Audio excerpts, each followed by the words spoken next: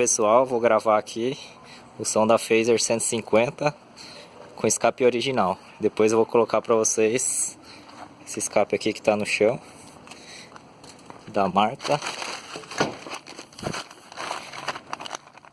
Roncar Alumínio. Vou ligar aqui.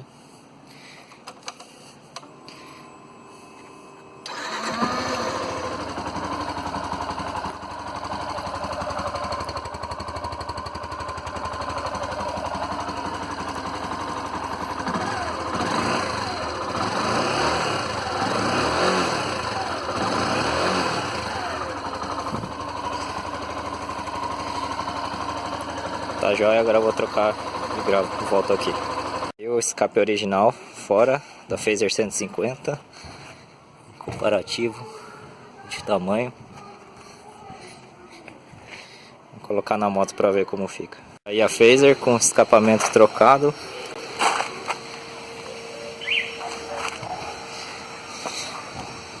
Tá aqui o original, vou ligar para ver como é que fica.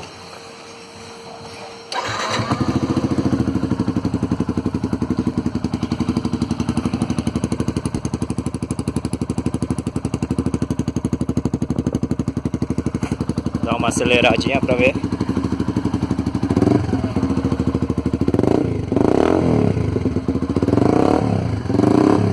Ficou show, hein?